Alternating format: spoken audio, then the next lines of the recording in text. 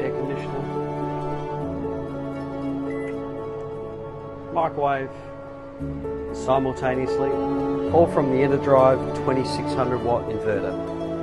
All for batteries, completely off-grid.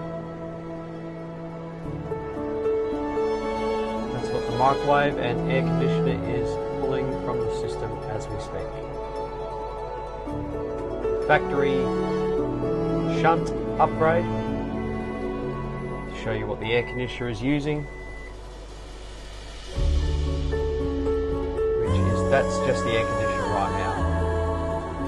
There we go, guys. We can run the air conditioner for a little over 10 hours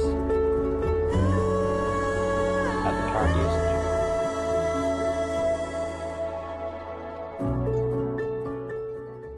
G'day guys, Matty from Extreme Auto Caravan and Camping with you again today on a NewAge Manta Ray, little single axle girl this one, and a big off-grid setup to get these guys powered up so they can run their air conditioner, no generators required. They can run their toaster, no generators required. Induction cooker, kettle, laptops, big screen TVs if they wish. Any device you have at home, hairdryer, bring it with you. This system can run it perfectly. Now this is a factory integration.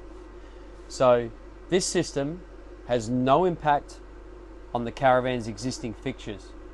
So all of the factory GPOs that are fitted from NewAge are now running from this Enerdrive inverter. There's no extra GPOs that needs to be fitted. There's no changes to the standard caravan system. This is an overlay system, so it's a factory upgrade, guys. So we've gone for the staple, I say staple because I use so many of them. I love these batteries, guys. You know all about them. The PowerPool Scouts, two of. So 280 amp hour capacity each. So that's a combined capacity here of 560 amp hours. That's 6.6 kilowatt hours to be exact of lithium quality batteries. Handmade batteries, I can't fault them.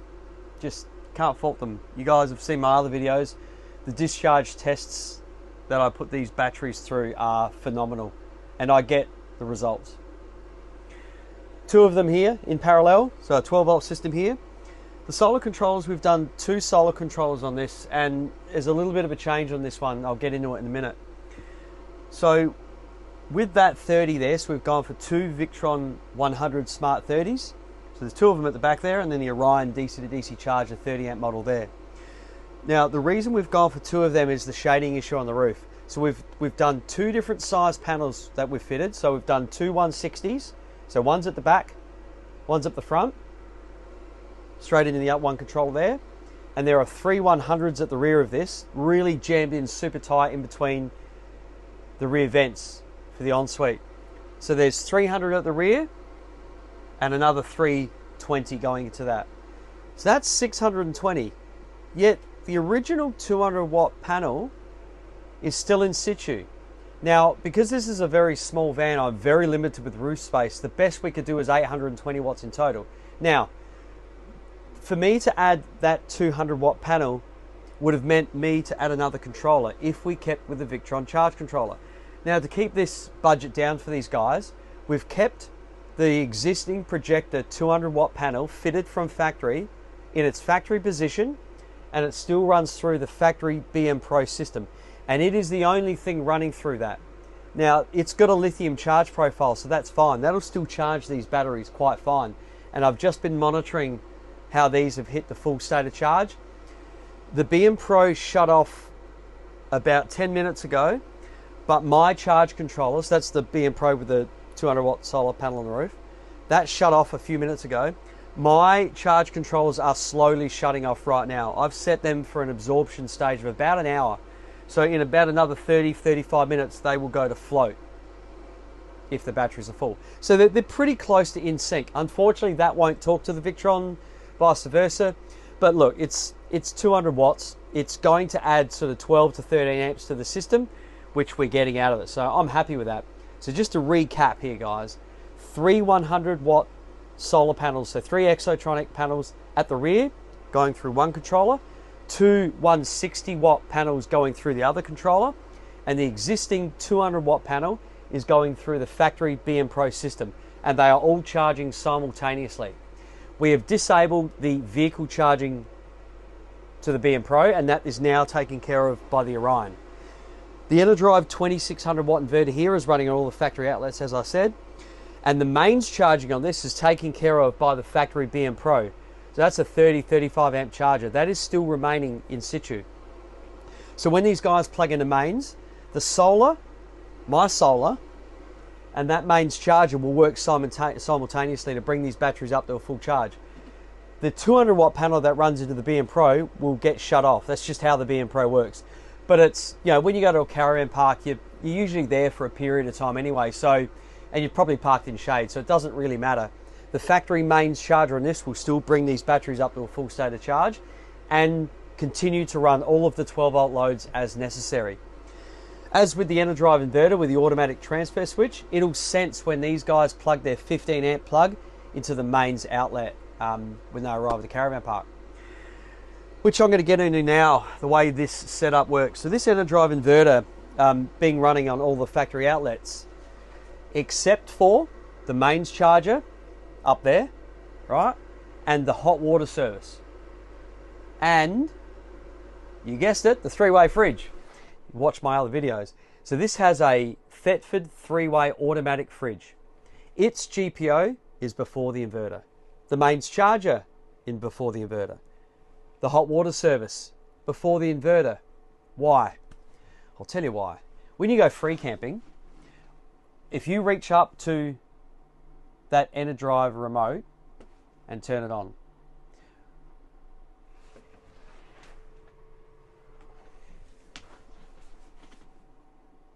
when you reach up to that Enerdrive inverter remote and turn it on, what you do not want to come on automatically is the battery charger, the hot water service, and the three-way fridge. Because if you left it like that, you would have to walk around and reach in cupboards to all of those GPOs and physically turn them off before you turn that inverter on. What a pest. Now, in my eyes, a setup that is designed to be easy and simple should be easy and simple. You should not have to worry about anything else apart from turning your inverter on, and then it runs the devices you want. Air conditioner, your microwave GPO, all of your other GPOs except for hot water service, three-way fridge, battery charger. Why the battery charger? So the best picture, in my opinion, that's getting out there, is the one that comes on the back of the Enerdrive inverter box.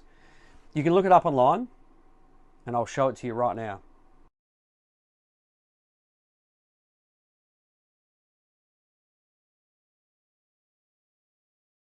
You'll notice the hot water service and the battery charger. Non-essential loads should be before the inverter. Don't worry about the air conditioning. Obviously, we've got a lot of lithium storage, so we're able to run stuff like air conditioners. With any off-grid system, guys, it's not infinite. You know, these guys have 820 watts of solar on the roof and 560 amp hours of lithium. There's a lot of storage capacity here. These guys should not run out of energy. They'll run out of water before anything else, but it's not infinite. You don't just turn everything on and walk away and leave the air conditioner on and, you know, disappear for a week. You will run out of energy. The facts are the facts. The real estate on the roof of this is not enough to keep up with this air conditioner. It's enough to offset it by a fair amount. It is the Gree air conditioner, so I think it's between 750 and 850. So if they're getting good sun, so between sort of 10 and 11 a.m. and say 4 and 5, like it is now, there's enough to offset it by a fair bit. And I'll do some rundowns with you guys, because it is peak sun now, and we are in full sun. And we'll see what numbers we get with this running. You might have heard it kick in and out. The Gree isn't a inverter style air conditioner, so it does sort of kick in and kick out. And you can hear the Enerdrive inverter ramp up instantly once that compressor has kicked in. It will take care of its own, the Enerdrive inverter. We've also done diesel heating on this for these guys, so when they are off grid and they want heating, rather than run the air conditioner and waste all that energy, they're able to use diesel heating. And I'm a big advocate for gas heating and diesel heating. It's energy efficient, it works well, it heats the van up in minutes, and then you shut it down. We've done a nice black tank on this for these guys with a stone guard on the front, all powder coated, so it's nice and neatly installed pretty much like a factory setup. There we have it, guys. I'll do some rundowns with you, just like on my other videos. Oh, so the original battery was like chassis mounted down here. And because this has the BmPro system in it, it was quite simple, as they all are, which is really good. It was only a matter of just relocating a few 12-volt circuits to a metre away. So absolutely perfect with that one. Only had to extend it by a very small amount, so very happy there. We do very thick cable, as you can see. I know I'm going to get hit up with some questions on this. Why the thick earth?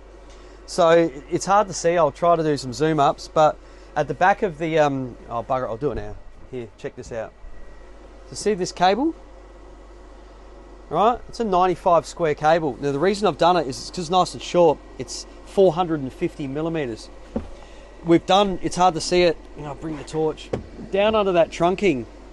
There's a big earth lug, so a big earth post that we've had to put there, a 10mm one. Because this is running the BC300 and not like the Victron setups like you see me do, this is, it makes it quite ugly on top of the battery to have the old Christmas tree of all negative posts coming off. So we run it down to an earth lug and it just keeps it tidy. So pretty much I didn't want to have all these cables run off this negative, I didn't want two 50mm cables running off of that. I'm a neat freak. So I went for the one, 95mm straight down to an earth lug. And then from there, we've done the double up. So you can see at the back of the inverter here, there's a 50mm, there's a 50, there's another 50, another 50. So twin 50s. Yes, I could have used a single and done it, but it was actually a very tight bend here. So it was very tricky to get a single cable, which is why we were able to split it like this. The distance between the back of this inverter and down that trunking there is only 100mm. So to bend quite a thick cable over 100mm is just stupidly hard to do. So that's why we have the options on site. We've essentially got 3 cable sizes to deal with on site. We've got the big thick, we've got the standard black and red, and then we've got the Flexi 50. So we're able to cover a lot of bases like that just to get the job done neater and more efficient. And that's the idea. So everything's on a label, guys. There's all the MIDI fuses at the back. You got solar left hand, solar right hand, DC charger and 12-volt main. That's the one we extended, and diesel heater at the rear there. Everything has a label. Everything is easy to see and uniformly done. There's the A&L fuses for the inverter down there. Tricky to see. So that covers the 2 large A&L fuses for this Enerdrive 2600 watt inverter. I'm very happy with the way that this has come up. So the division that we built, we were going to put it on the other side of the diesel heater, but she wanted to protect the vent, which I think is a great idea, and I'm all for that. It did interfere with a little bit of the space under the bed. It's just on the halfway mark, as you can see. So they've still got a reasonable amount of storage under here, guys. And the ventilation's done at the back there. We also vent the back of the inverter. I'll show you that one. A lot of people don't do that. The Enerdrive inverter has a mesh, like a mesh plate at the back. And what we do, and I'll show, it's right down in that gap there. So Enerdrive, there you go, I'll put some light behind it. See the gap? There's a good 15mm gap behind the inverter. And the idea of it is so it can induct air in underneath and then draw it through the circuitry and out the fans at the back, which are going flat out at the moment. But it needs to draw cold air in. So the colder the air that's drawn in, the more efficient it runs. So we vent the back of the Enerdrive inverters, which is here. It's not required, but we do it. And then obviously the out of the inverter there, we vent that as well. So there we go, guys. Full off-grid setup. 560 amp hours of lithium, Enerdrive 2600 watt inverter running all the factory outlets. 820 watts of solar on the roof. Victron 100/130 smart solar controller, and another one right next to it. And we've gone for the Orion 30 amp DC charger for vehicle charging. So these guys will be pumping that 30 amps in from the engine, as well as that 820 odd watts from the roof. Because we've disabled auxiliary charging into the BmPro, that solar controller will work with my Victrons. There we go, guys. This is a really, really good off-grid setup. I really love this. Very, very factory integrated on this one. These guys definitely won't run out of power. Enjoy that one. So rundown time. That's our load amps at the moment, 47.9. And battery, so we're pulling 25.8. I can't get full sun. I would have loved to have, but the back is shaded by that tree, unfortunately. So my 300 watt array isn't producing what I would like it to produce, unfortunately. But it is what it is, and this is the real world. But that's the air conditioner running at flat out warp speed. All right, so that's on 16 at the moment, that green, and that is kicked in. But take note, guys, the BmPro is registering a 24.6 amp load. We are discharging. There's the battery voltage. Look at the hours remaining at the current usage. Right there in front of you. Not bad. So, running this air conditioner without peak solar, now I'm missing out that rear array, I'm able to run this for 16 hours at the current usage. It's actually going up because the sun's moving across. We might be getting more sun on those rear panels. 17 hours. Not bad, eh? To run that air conditioner for that amount of time from this is amazing. Now, yes, the sun's going to disappear in 3 to 4 hours, or the peak sun anyway, so that number will dramatically change. But you can work it out. Unfortunately, the BmPro is very limited to what it can show you as far as battery information is concerned. It's very basic in its form. It shows you time remaining at the current usage, shows you the battery amps, but this little picture here showing the battery is full. So I'm not sure how it gets its reading, and you know, that picture is what it is. You do program the size of your battery bank in this because it's got the external shunt. So we've programmed the 560 amp hours in this. So it's just going to be interesting to see what this reads over time compared to what's actually happening at the battery. But you know, it's all there in front of you. 17 hours remaining, guys, at the current usage. And that would be because we're offsetting it with a lot of solar. So 820 watts of solar is now offsetting the air conditioner's usage. Now, we all use our air conditioners usually during the day because that's when it's stinking hot. But if it's nighttime, these guys can run this air conditioner, and you do some quick maths. This will pull, call it about, I'd be sort of about 60 to 70 amps an hour. So at 12 volt, 60 to 70 amps per hour. So even if these guys ran this, so they went to bed fully charged, 100% stated charge, so they got 560 in the bank. They went to bed, they ran it for, I don't know, 4 hours. They're going to pull between sort of 200 and 250 amps from the system. Well, you've got 560. Who cares? And if they're leaving the next day to do a tour, or they're going to be outside of the van doing something outside, they're going to fill that back up quite quickly.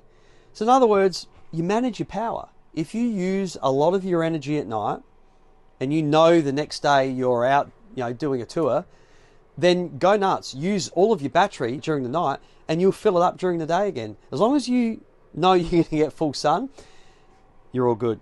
But manage your power. At the end of the day, it's not infinite. You still need to live by your battery monitor.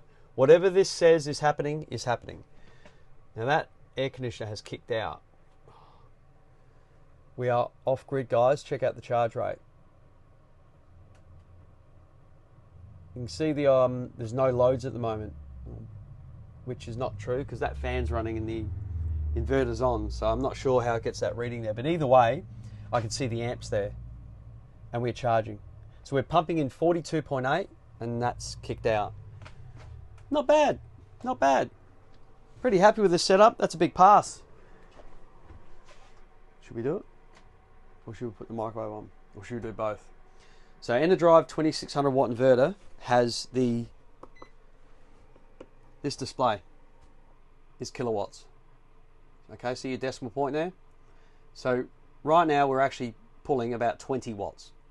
Now I'm going to put, the air conditioner is still not running, all right? It's just a fan, it's kicked out, it's reached temperature. But let's go microwave. In watts, 1,440. In amps, from the battery, you remember solar is offsetting it. Take note of the lag.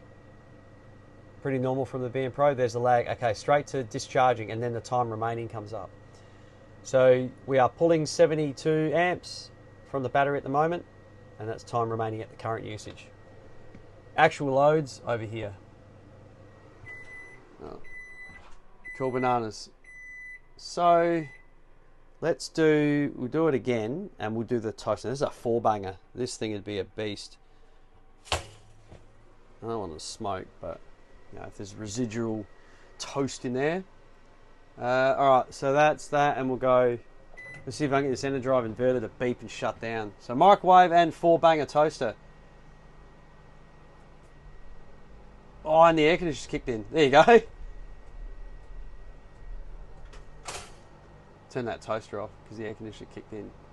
Kept running though, didn't it? It won't make the batteries shut off, guys, because you got to remember, these batteries have a continual discharge of 250 amps per battery. What do we got going here? Ah, missed it. I'll do it again. Let's get that happening again. So now that that's got the air conditioner running, we'll put the microwave on. And we'll go over here and we'll see what she's pulling. So microwave and air conditioner off grid, all from the Enerdrive 2600 watt inverter. So take note of that lag, and there it is.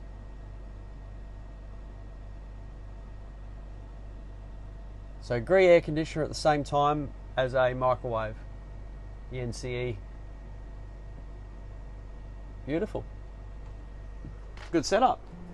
Enjoy that, guys.